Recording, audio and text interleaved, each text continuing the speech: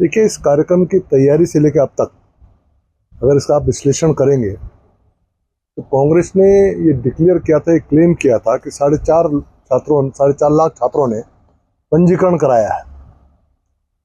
जब बन्नू स्कूल का कार्यक्रम मैं देखता हूँ, क्योंकि मेरी विधानसभा क्षेत्र में पड़ता है, और जो हैंगर उन्होंने लगाया था उसकी क्षमता 5,000 से ज़्यादा की नहीं थी। तो आरोप लगाने की बात नहीं होनी चाहिए, एनालिसिस करना चाहिए कि 5,000 की क्षमता का वो हैंगर था, और उसमें जो जेंजीज उन्होंने प्रस्तुत किए, कोई 60 साल का था, कोई 70 साल का था, कोई 80 साल का था, सफ़ेद दाढ़ी लेके ऊपर से टोपी लगा के, और ऐसे बहुत सारी संख्या में लोग थे जो जेंजीज वहाँ पर मौजूद थे। उन जेंजीज के लिए उन्होंने कार्यक्रम किया था। तो अगर उसका भी विश्लेषण करेंगे तो मुश्किल से 2-2.5 हज़ार वहाँ पर युवा मुझे देखने में आए, क्योंकि मैं भी लगातार उसको वॉच कर रहा हूँ। तो 4.5 लाख के पंजीकरण के बाद मात्र 2,000 युवाओं को कांग्रेस जुटा पाई। ये नटसेल में रिजल्ट है, ये रिजल्टेंट है उसका, जब आप पूरा एनालिसिस करेंगे। उसमें भी जो उनका विषय रहा, उन्होंने नीट को टारगेट बनाया।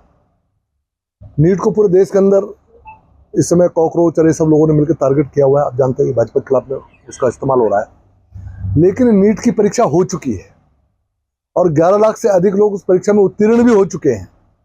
अगर कभी नकल हुई थी उसमें कार्रवाई हो रही है, और उसके बाद हमने बेहतर परिस्थितियों में परीक्षाएं भी करा ली, और आज उसमें छात्रों ने अपना उत्तीर्ण भी हो गए, उसमें सक्सेस भी पा ली है। तो उसके बाद फिर उस विषय पर बात करना उसका कोई औचित्य नहीं बनता था। और मैं आपकी जानकारी में ला रहा हूं कि राहुल गांधी कांग्रेस के शीर्षस्थ नेता हैं, देश के नेता प्रतिपक्ष हैं। उनको लेकर अगर मात्र 2-2.5 हज़ार कार्यकर्ता, अगर 2-2.5 हज़ार छात्रों को वहाँ पर जुटा पा रहे हैं, ये अपने आप में असफलता है। मैं एनालिसिस के साथ बोल रहा हूँ, और मैं आपको जानकारी दे रहा हूँ कि अगले 2 दिन के अंदर भारतीय जनता पार्टी मात्र देहरादून महानगर में जो युवा संवाद कार्यक्रम कर रही है विधानसभा वार, उसमें हम 2,000 से अधिक छात्रों को सीधे संवाद से उनसे समन्वय स्थापित कर रहे हैं, मात्र देहरादून महानगर के अंदर। ये पूरी कांग्रेस है, पूरे प्रदेश की, और हम सिर्फ देहरादून के अंदर ये कार्यक्रम करने जा रहे हैं। तो कुल मिला के अगर आप ठीक प्रकार से इसका एनालिसिस करेंगे, न तो राहुल गांधी कोई मैसेज दे पाए, क्योंकि नीट का ऑलरेडी ठीक हो गया था मामला। दूसरा, कोई पॉलिटिकल बात वो नहीं कर पाए, क्योंकि आगे चुनाव है, पॉलिटिकल बात होनी चाहिए थी, मुद्दों पर बात होनी चाहिए थी, वो नहीं कर पाए।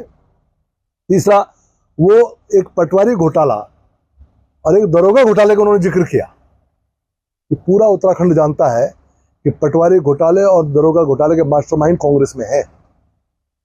ये उनके कार्यकाल का विषय है, ये भाजपा के कार्यकाल में नहीं हुआ, ये उनके कार्यकाल का विषय है। और इसमें बाकायदा एनडी तिवारी जी के टाइम पर सीबीआई जांच भी हुई, एक डीएम भी उसके लिए दोषी पाए गए, डीजीपी दोषी पाए गए थे, लेकिन उन पर कार्रवाई नहीं हो पाई थी। ये कांग्रेस के कार्यकाल का भ्रष्टाचार उजागर करके यहाँ पर चले गए।